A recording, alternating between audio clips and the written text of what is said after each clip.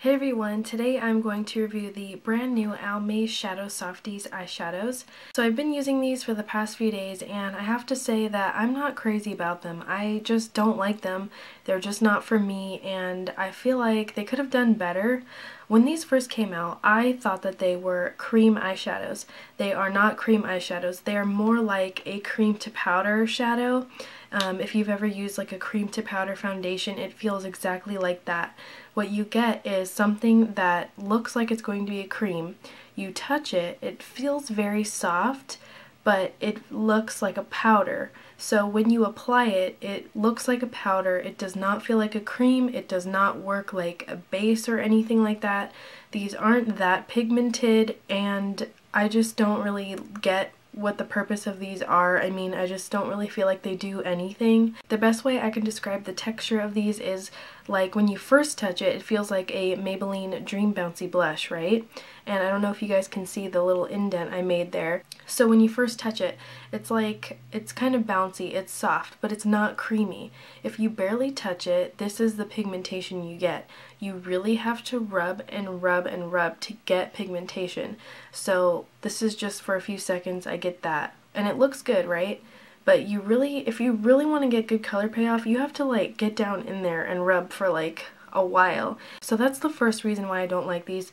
The texture is just really weird to work with, and it took me a while to figure out the best way to apply these, and I believe the best way is just by using your fingers like I showed you. You know, just get it out of the pan itself and apply it onto your eyes. I'm gonna have a clip showing you how I do that in a second, but using a brush with these is nearly impossible. I used a synthetic brush, I used a natural hair brush, and I just feel like, you know, I got barely any pigment when I used a brush. It's very different. I just don't like it. I really don't.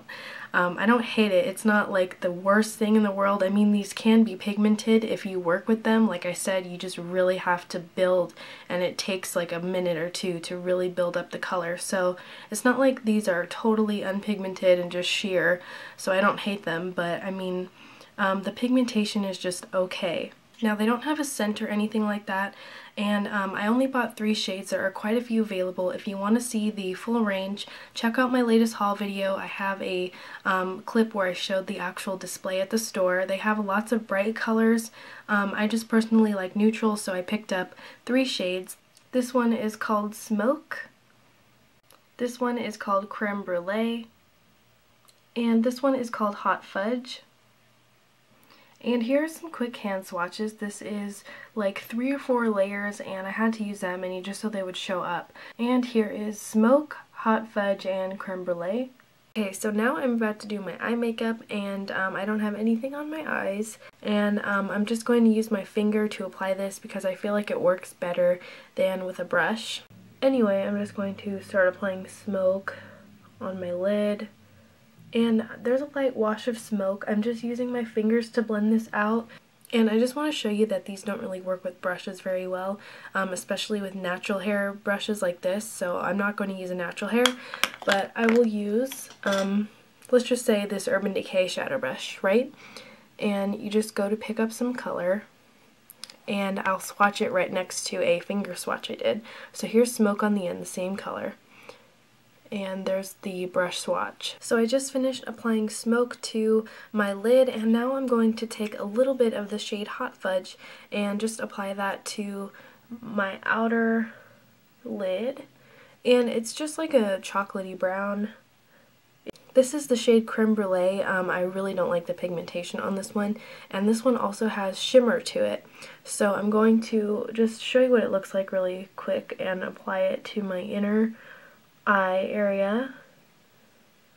I'll just try to put on a little more so you guys can see it. I'll really try to build it up, but I noticed that these colors don't really build up very well, so it's hard to get any more pigmentation than what you see really. So those are all 3 colors that I purchased on my lid. And I wouldn't wear this look out necessarily. I would definitely finish it off with some other shadows and, you know, kind of blend it out a lot and try to make it look a little more finished and put together. So I just want to give you guys the idea of what your eye look would look like if you just use these. And I just kind of slapped on the colors. I didn't really blend it out, but I just think that these are a little bit difficult to blend with your fingers. You know, it's just not practical for me. This look is just very simple and it's not my personal style, so I would definitely go in and finish this look off with some of my, you know, other eyeshadows I have in my collection. So I paid $4 for each of these at Harmon's inside of Bed Bath & Beyond. I'm sure they'll be available at other drugstores soon. Harmon's just seems to get all the newer stuff first, but I've had these for about a week, so they're not that new anymore. The packaging is really cute. I actually like it a lot. It's shaped like a lowercase a for Almay, and I thought that was really creative. It snaps shut nicely. The name, I wish it was kind of labeled bigger. It's like in really tiny writing on the back, but I mean, whatever, not a big deal. And I like that you can also see the color through the packaging. That's always nice. But overall, these just aren't for me. You really have to work with them. I even tried them with a base like Maybelline Color Tattoo or just any primer that I had on hand. I tried using it with, and the pigmentation didn't really change. Like I said, the texture on these is really kind of weird. It's not a mousse necessarily, it's just like what I said before. It's kind of like a cream to powder type thing.